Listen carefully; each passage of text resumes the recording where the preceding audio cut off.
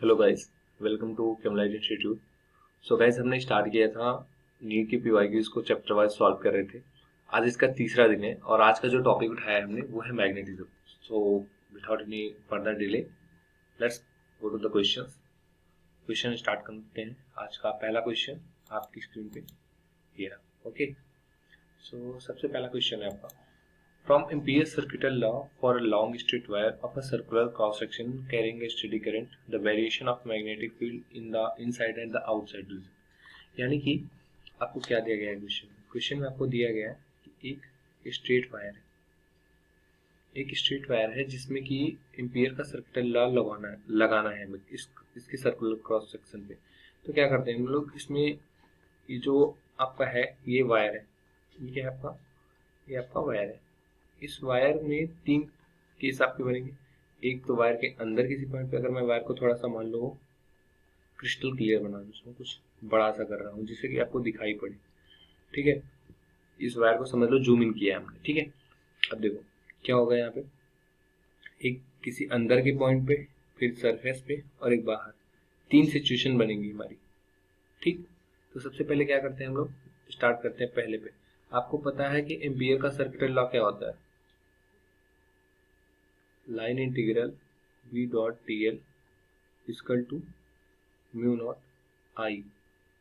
आई कहाँ, आई कौन सी, इनक्लोज्ड वाली आई, यानी कि जैसे कि हमारा फ्लक्स में होता है, सेम टू सेम उसी तरह ये भी है।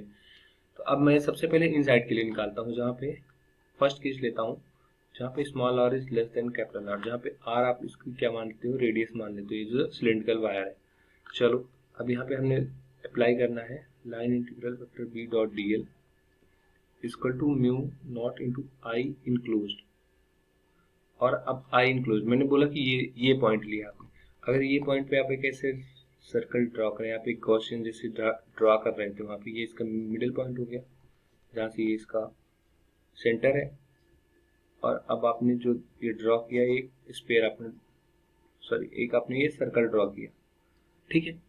अब आपसे मैं पूछ रहा हूँ कि इस जो आपने गॉसियन सर्कल आपने अभी भी ड्रॉ किया, इसमें कितनी है, कितनी में करंट इंक्लोज की है। तो उसको निकालने के लिए आप क्या करोगे, आप एक काम कर सकते हो कि ये जो पूरा वायर है, इसकी करंट, पूरे वायर की करंट डेंसिटी लिख लेता हूँ। जे इक्वल टू क्या होती है, पूरे वायर की current density J equal to I by ये पूरे वायर की करंट डेंसिटी होगी, क्योंकि पूरे वायर में कितना चार्ज फ्लो कर रहा है, पूरे वायर में आई चार्ज फ्लो कर रहा है, और इसका पूरा सरफेस एरिया जो आपने वायर लिया है इसका ए है, ठीक। तो अब आई बाई ए हो गया इसका आपका। लेकिन अब मैं कह रहा हूं कि जो ये अंदर बह रहा है सिर्फ इतने से रीजन में, सिर्फ इतने से रीजन में, इस एरिया में कितना फ्लो हो रहा, उस एरिया में जितना फ्लो हो रहा, आपको वो निकालने के लिए आप क्या करोगे, आप आई इनक्लोज करके जितना जे आया था, जे कितना आया था, आई बाई ए, आई बाई ए मतलब कितना होता है, I divided by pi R square, capital R square है, ये बात ध्यान रखना।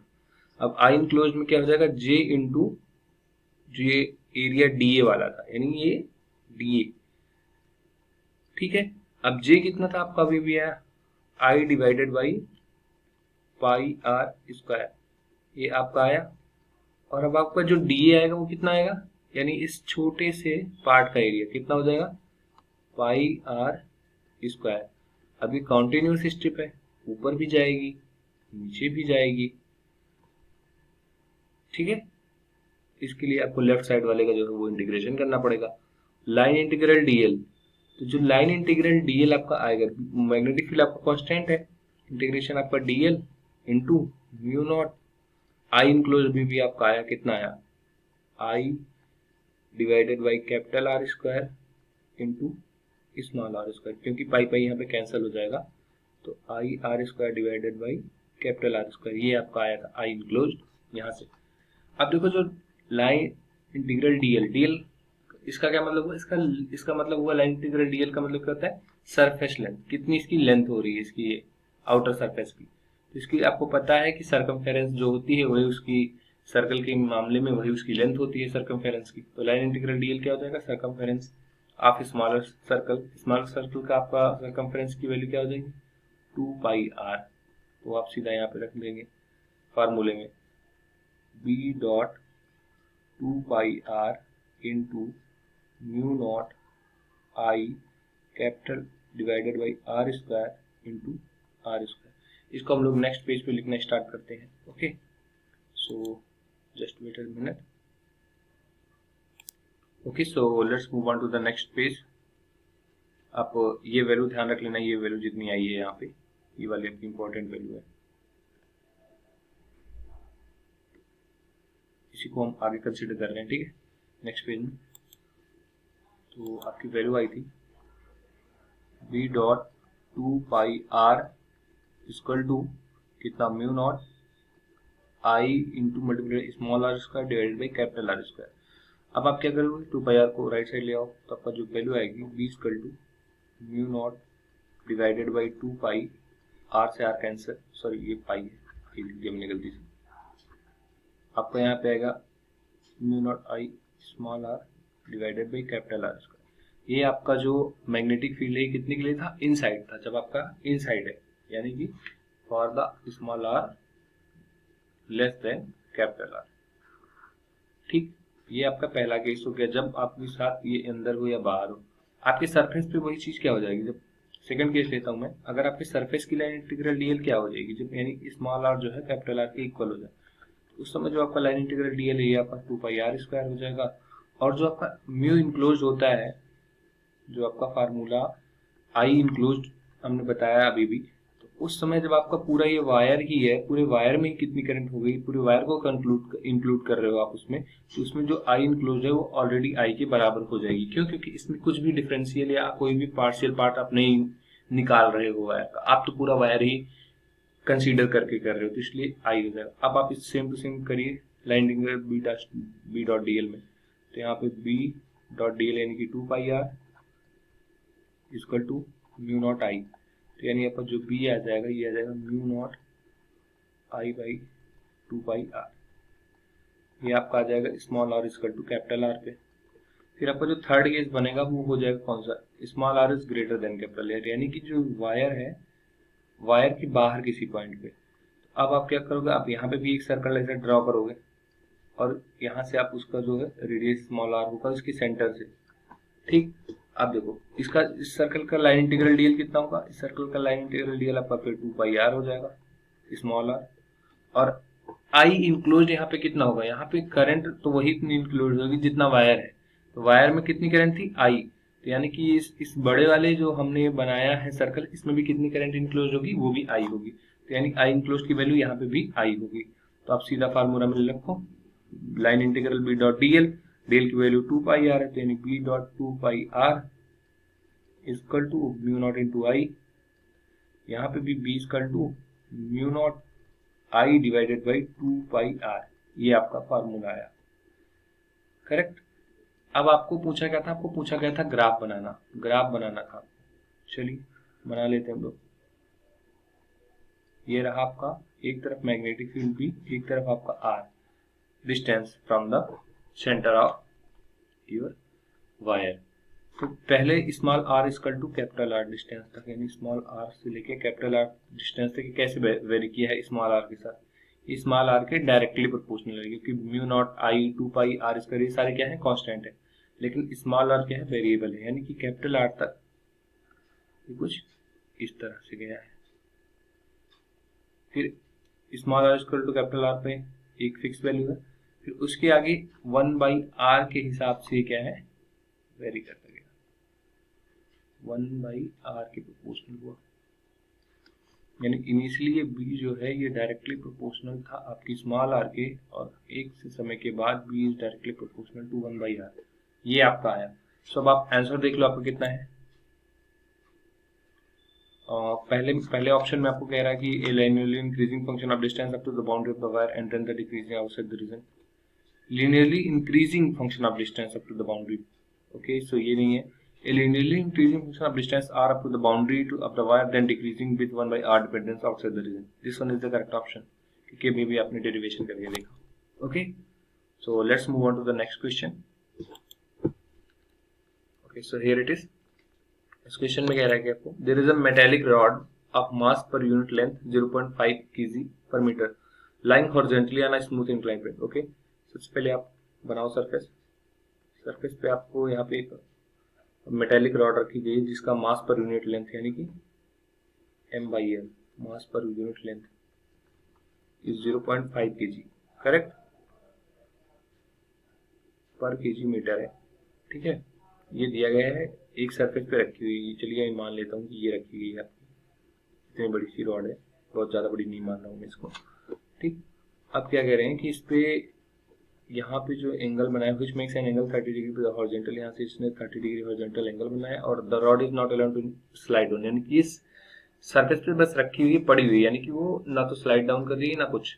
ठीक, अब इसमें करंट फ्लो कर रही है जो कि मैग्नेटिक इंडक्शन जनरेट कर रहा है इसके परपेंडिकुलर डायरेक्शन में, कितने का, 0.25 टेस्ला का।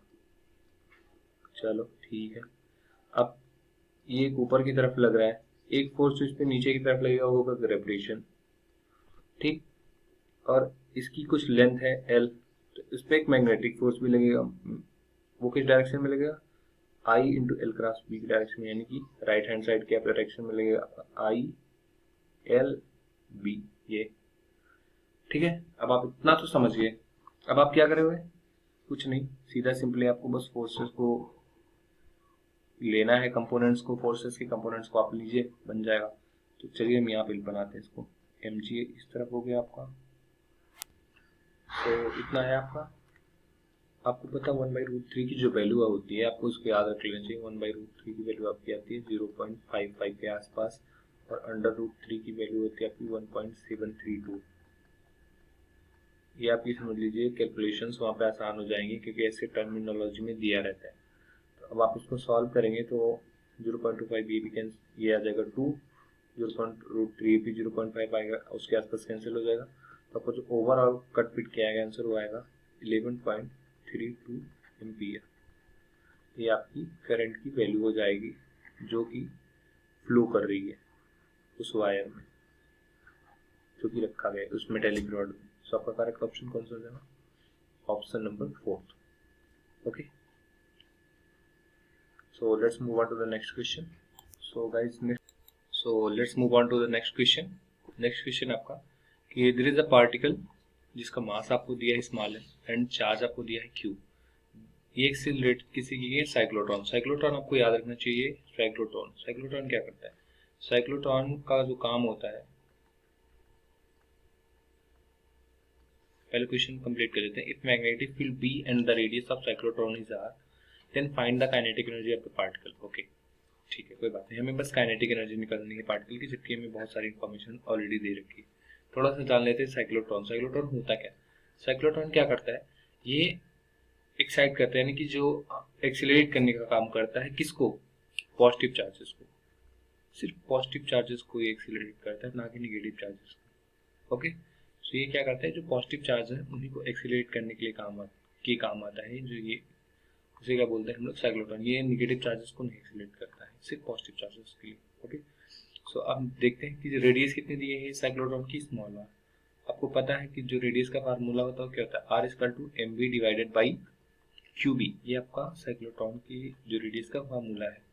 अब यहाँ पे आपको चार्ज दिया गया है, q एक्सेलरेटेड है, मास दिया गया है, वेलोसिटी उसकी दी गई है और मैग्नेटिक फील्ड दिया गया है। ठीक है, यानी वेलोसिटी नहीं दी गई है आपको, बट आपको पता है कि जो मोमेंटम होता है, मोमेंटम यानी जिसे p से डिनोट करते हैं, क्या लिख सकते हैं, p=mv लिखते हैं। यानी कि जो आपका ये फार्मूला था रेडियस वाला, यहाँ पे जब आप r लिखेंगे तो p/q भी लिख सकते हैं, या फिर p आपका क्या आ जाएगा, qbr। ओके, ये हो गया, आपको ये क्लासिकल फिजिक्स में पता है। अब हम बात करते हैं what is about the kinetic energy और मोमेंटम के बीच में क्या रिलेशन है। काइनेटिक एनर्जी को लिखा जाता है, kinetic energy equal to E² divided by 2m, या फिर हाफ mv²। अब यहाँ पे v हमें पता नहीं है, तो इसीलिए जो हम p²/2m वाले फॉर्म पे जाएंगे। p की वैल्यू आपको पता है कितना, qbr, इसका पूरे का whole square divided by 2m। तो यहाँ अब आप इसको ओपन करें तो 1/2 q² b² r² divided by sorry q² b² divided by, ये आपका करेक्ट आंसर होगा। सो आप देख लीजिए कौन सा करेक्ट आंसर है इसमें, आपका option number 3 is the correct answer. So let's move on to the next question.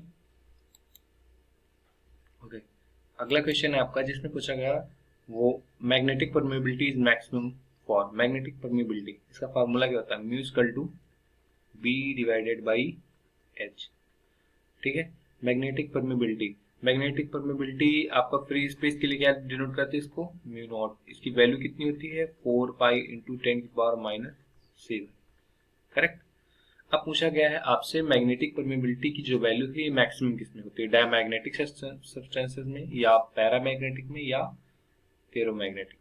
अब आप बी जो है यहाँ पे आप जानते हैं ये मैग्नेटिक फील्ड है, तो मैग्नेटिक फील्ड किस में ज्यादा होगा, जो फेरोमैग्नेटिक है जिसमें कि मैग्नेटिक मटेरियल ज्यादा है उसकी उसमें जो है उसकी मैग्नेटिक फील्ड की जो इंटेंसिटी होगी वो ज्यादा होगी। इसका मतलब हुआ कि जो मैग्नेटिक परमेबिलिटी है वो सबसे ज्यादा किसमें होने के चांसेस है, फेरोमैग्नेटिक सब्सटेंस में।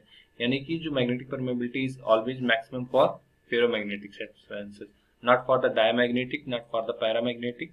Okay okay.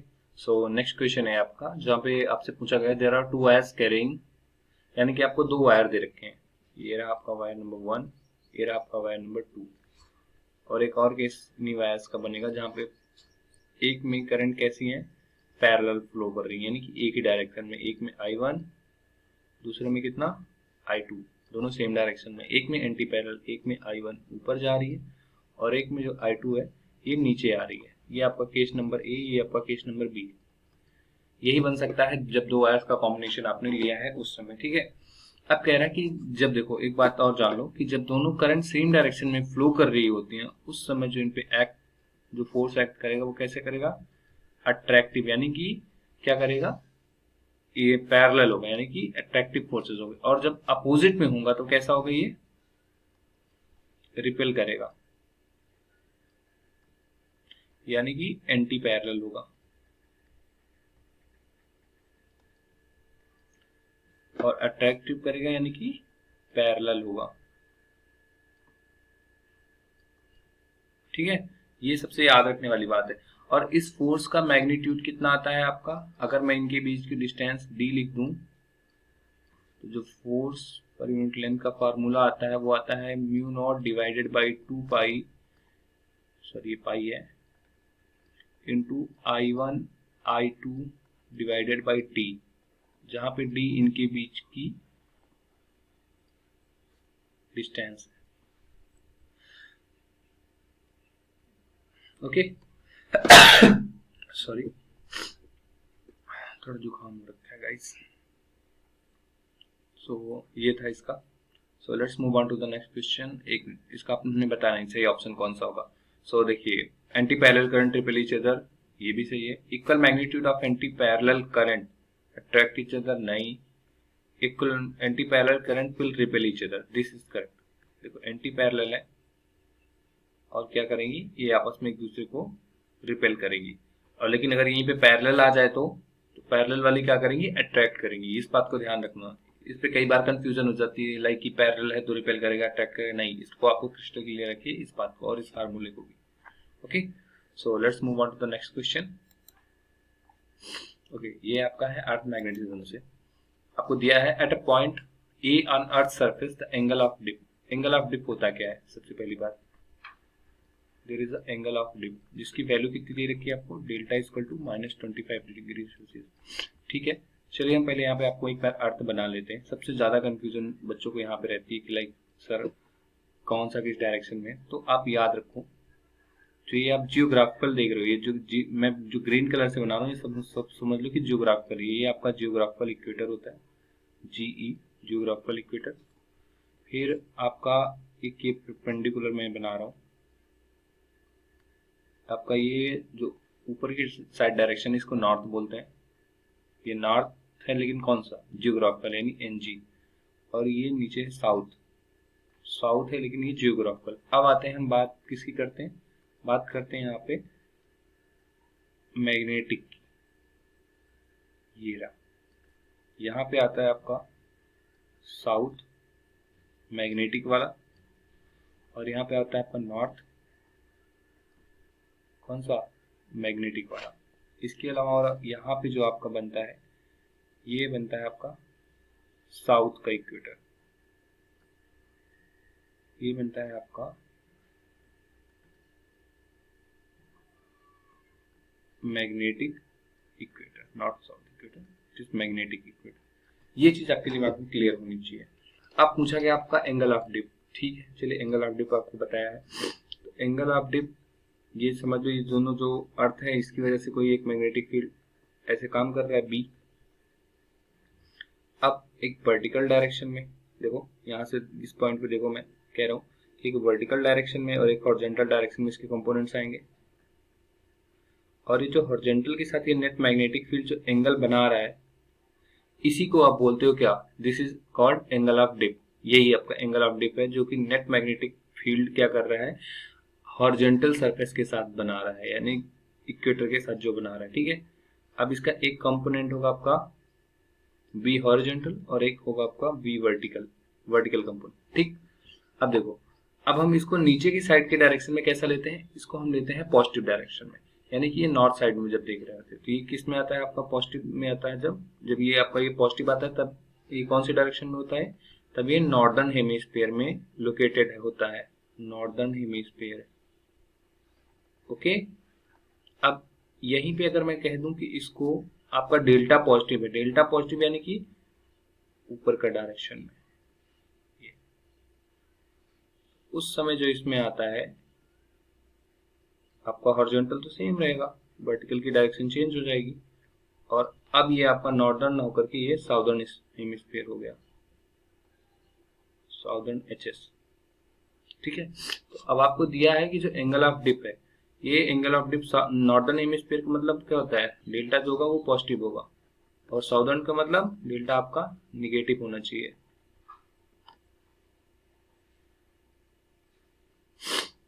तो अब आप देखिए कि आपका जो दोनों पॉइंट दिए हैं, point A and point B, उन दोनों भी पॉइंट पे क्या है, डेल्टा की वैल्यू निगेटिव है। तो ये दोनों पॉइंट कहाँ लोकेट होंगे, नॉर्दर्न में या साउदर्न में, दोनों के दोनों पॉइंट आपके साउदर्न हेमिस्फीयर में, यानी कि A and B both are located in the southern hemisphere. क्यों, क्योंकि इनका जो एंगल ऑफ डिप है ये कंप्लीटली निगेटिव आया है दोनों के लिए, इसीलिए इनका जो है साउदर्न हेमिस्फीयर में लोकेटेड होंगे, okay. So let's move on to the next question. So next question आपका जहाँ पे दिया गया आपको, हमको क्या करना है, find the magnetic field at point P in the figure, the curve portion is semi circle connected to the two long straight wires, okay. चलो ठीक है, आपको क्या दिया गया, दो लॉन्ग स्ट्रेट वायर, एक पहला स्ट्रेट वायर कुछ इस तरह का है जिसकी वजह से पॉइंट पी पे लग रहा है। तो आपको पता है जो स्ट्रेट वायर है उसकी वजह से मैग्नेटिक फील्ड कितना होगा बीपी पे, बीपी क्या होगा, mu naught divided by 4 pi into current I है, सर्किट में फ्लो हो रही दिखाया गया है, आई डिवाइडेड बाई, अब जो सर्कल की रेडियस है वही इतनी इसकी डिस्टेंस हो गई, ये इसकी डिस्टेंस कितनी, स्मॉल आर, यानी कि स्मॉल आर। ये किसकी वजह से, ये सिर्फ हुआ आपका स्ट्रेट वायर की वजह से, स्ट्रेट वायर। अब प्लस और क्या होगा पॉइंट पी पे, जो आपका ये लेफ्ट साइड का ये कर्व सरफेस है, यानी कि जो ये हाफ सर्कल है, इसकी वजह से भी कुछ आएगा। इसकी वजह से क्या आएगा, आपको अगर हम एक सर्कल दे दें, सर्कल की वजह से उसके सेंटर पे मैग्नेटिक फील्ड निकालना हो तो क्या होता है, उसका फार्मूला होता है B equal to mu not by 2r into I, ये होता है। अब अगर मैं इसी को हाफ कर दूं, हाफ कर दूंगा तो इसको भी मैग्नेटिक फील्ड को भी हाफ करना पड़ेगा, यानी तब क्या हो जाएगा इक्वेशन का, mu naught I divided by 4r, यही होगा। और इस वाले की वजह से, इस वायर की वजह से कोई भी मैग्नेटिक फील्ड इस पॉइंट पे नहीं होगा, क्यों, क्योंकि ये करंट के अपोजिट डायरेक्शन में होंगे, ओके। सो ये किसकी वजह से हो गया, ये हो गया आपका सेमी सर्कल की वजह से, ड्यू टू सेमी सर्कल। अब आप दोनों को ऐड कर दीजिए पॉइंट पी के लिए, BP equal to mu not divided by 4 आप कॉमन कर सकते हैं, आई भी कॉमन कर सकते हैं, आर भी कॉमन कर सकते हैं। तो आपका आएगा क्या, आपका जो करेक्ट आंसर आएगा वो क्या हो जाएगा, 4 आर भी आपने कॉमन कर लिया, ओके। लेकिन यहाँ पे किसी भी डिनोमिनेटर में 4 कॉमन नहीं है, तो मैं चाहूंगा 2 कॉमन करूं, क्योंकि ऑप्शन आपको यहाँ पे देखना पड़ेगा। अगर 2 कॉमन कर लूँ तो मैं यहाँ पे कितना आ जाएगा, 1/2 पाई आ जाएगा, प्लस यहाँ पे भी 1/2 आ जाएगा, ओके। सो कौन सा ऑप्शन करेक्ट है आप चेक कर लो। आपका जो करेक्ट ऑप्शन है वो इसमें दिया हुआ है ऑप्शन नंबर 3, ये आपका करेक्ट ऑप्शन होगा, ओके। उम्मीद करते हैं समझ आया है। So let's move on to the next question.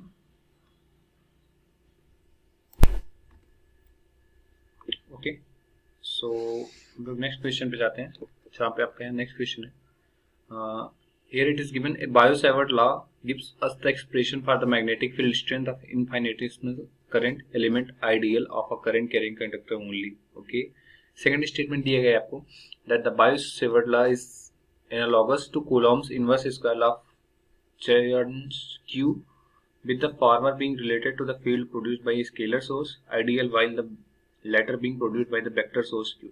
Okay, चलो सबसे पहले हम देख लेते हैं कि जो बायो-सेवर्ट लॉ है वो होता क्या है। बायो-सेवर्ट लॉ, इसकी वजह से क्या करते हैं हम लोग, इनफाइनेटेसिमल कोई भी आपने इसे लिया, ये आप रैंडम ऑर्बिट शेप का है, ये आपने एक यूनिट लेंथ काटी जिसमें कि आई करंट फ्लो हो रहा डीएल, और इसकी वजह से किसी भी पॉइंट आर डिस्टेंस पे आप इसकी वजह से मैग्नेटिक फील्ड लिखते हो तो वो क्या लिखते हो,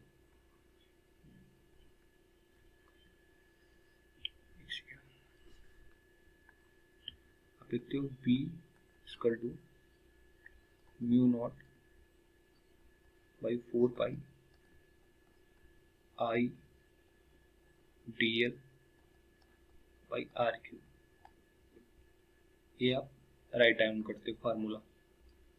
अब देखो इसमें आपसे कहा क्या गया था, पहले में क्या था, पहले में कहा गया था कि आप जो है इनफाइनेटेसिमल करंट एलिमेंट के लिए लिखते हो, आइडियल के लिए लिखते हो, तो ये तो करेक्ट हो गया, यानी कि आपका फर्स्ट ऑप्शन जो है वो तो करेक्ट है। फिर आता है second option, Biot Savart law is analogous to Coulomb's inverse square law. Coulomb का इनवर्स स्क्वायर लॉ क्या था, force,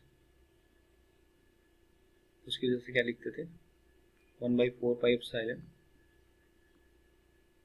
Q1 Q2 divided by R square। कह रहे हैं with the former being related to the field produced by a scalar source ideal while latter being produced by a vector source। नहीं, ये नहीं है, ये कह रहे हैं कि जो आपका ये कूलॉम की वजह से जो हम फोर्सेस निकालते थे किसी एक का किसी एक के पर, ये तो हो गया Q का Q1 का Q2 पे या किसी तरह से, ये कह रहे हैं कि ये स्केलर सोर्स की वजह से था, ये तो करेक्ट है। और जो कह रहे हैं कि स्केलर सोर्स की वजह से था वो ideal while the latter is being produced vector source, उल्टा लिख दिया इन्होंने, बल्कि ये जो पहले वाला था जो कूलॉम फोर्स है ये वेक्टर फोर्स होता है, लेकिन ये जो इसमें निकाल रहे हैं ये आपका स्केलर क्वांटिटी होती है, जो इसमें करंट की डायरेक्शन जो फ्लो है ये स्केलर होता है। तो आपका जो ऑप्शन है वो केवल फर्स्ट वाला करेक्ट है, यानी statement 1 is the correct one, और जो आपका सेकंड है वो गलत है। तो आपका करेक्ट ऑप्शन कौन सा हो जाएगा, both statement 1 and 2 are correct, नहीं इनकरेक्ट है, नहीं statement 1 is the correct and statement 2 is incorrect, this one is the correct option, यानी कि आपका जो स्टेटमेंट 1 है वही करेक्ट है, यानी कि बायो-सेवर्ट लॉ जो है वो केवल इनफाइनेटेसिमल डिस्टेंस के लिए जो देता है वो करेक्ट बात है, और स्केलर के लिए नहीं होती है कौन सा, ये आपका इलेक्ट्रिक फील्ड जो आपका कैपेसिटर जो कूलॉम्स का लॉ है वो स्केलर के लिए नहीं वेक्टर के लिए भी होता है, वेक्टर के लिए ही है वो। Okay, so let's move on to the next question. Okay, here it is, question है according to Curie's law magnetic susceptibility a substance at an absolute temperature T is proportional to। चलिए ठीक है, यहाँ पे बात हो रही क्यूरी टेम्परेचर की, तो क्यूरी टेम्परेचर होता क्या है, क्यूरी टेम्परेचर क्या करता है, लाइक ये है किसके लिए, फेरोमैग्नेटिक मटेरियल्स के लिए, फेरोमैग्नेटिक मटेरियल्स।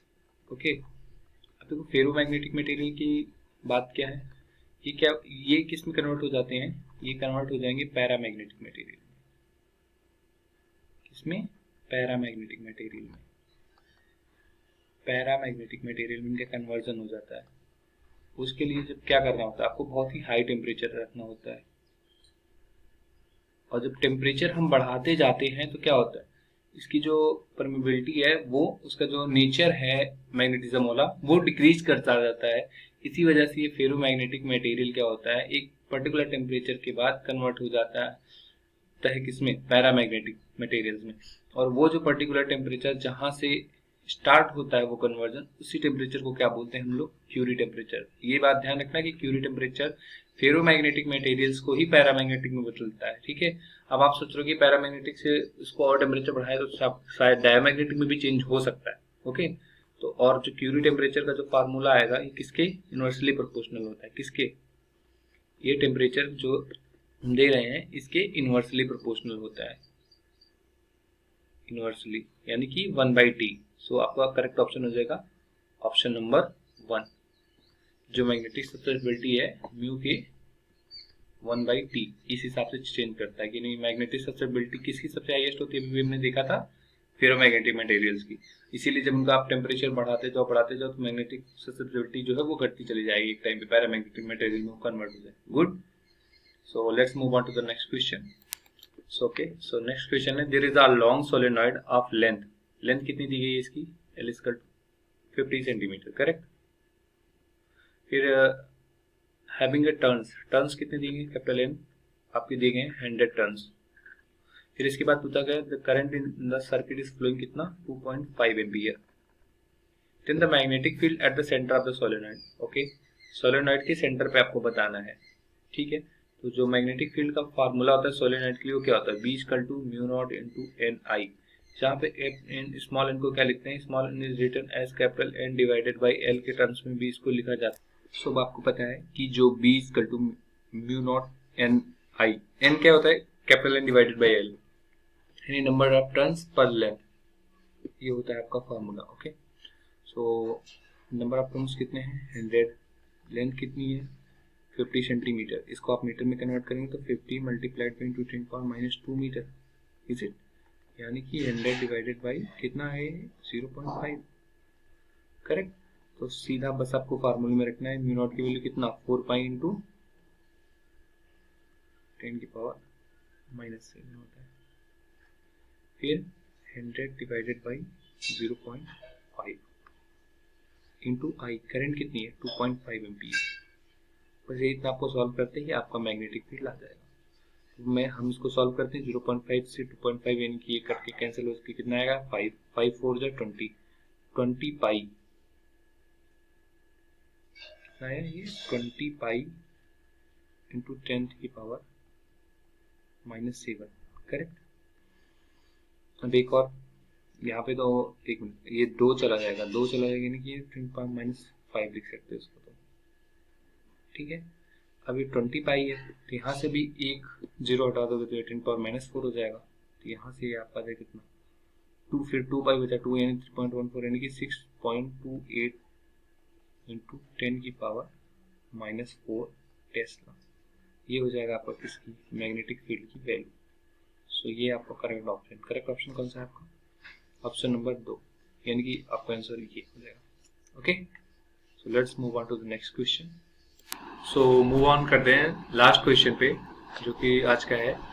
इस लास्ट क्वेश्चन में दिया गया है, there are ionised hydrogen atoms and alpha particles with same momentum enters perpendicular to a constant magnetic field, the ratio of their radii of their paths RH and R alpha will be, okay.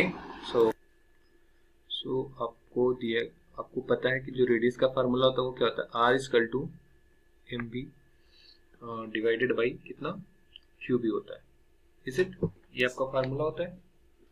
तो MB क्या होता है आपका momentum, यानी P से लिखते हो divided by QB, correct. अब जो आयनाइज्ड हाइड्रोजन पार्टिकल है उसका यानी कि मास तो दोनों का सेम होगा। अगर ये कह रहा है कि आयनाइज्ड हाइड्रोजन एटम्स और अल्फा पार्टिकल, यानी इन दोनों का मास जो है वो सेम है, डिफरेंस कहाँ पे आएगा Q में, चार्जेस में, क्योंकि जो आयनाइज्ड हाइड्रोजन है उस पर E चार्ज होगा और जो अल्फा पार्टिकल है उस पर 2Q चार्ज होगा, ओके। तो आपको पता है कि फिर R1 कितना आ जाएगा, यानी कि मैं अगर इसके लिए लिखूं आयनाइज्ड हाइड्रोजन के लिए तो आपका आएगा P/QB, और अगर आप अल्फा के लिए लिखो R2 तो कितना आ जाएगा P/2QB, और आपको इन दोनों का रेशियो बताना है। तो R1 डिवाइडेड बाई R2, यानी कि आपका ऊपर क्या है P/QB divided by P/2QB। P/QB cancel और A2 ऊपर चला जाएगा, यानी 2/1। ध्यान रखना 1/2 नहीं आएगा इसका आंसर आएगा R1 radius R2 equal to 2/1। So that's it. So आज की क्लास में हम यहीं पे एंड करते हैं, ओके। सो मीट करेंगे नेक्स्ट क्लास में, तब तक भी थैंक यू वेरी मच, और आप अपने ऐसे ही PYQs प्रैक्टिस करते रहें। Thank you.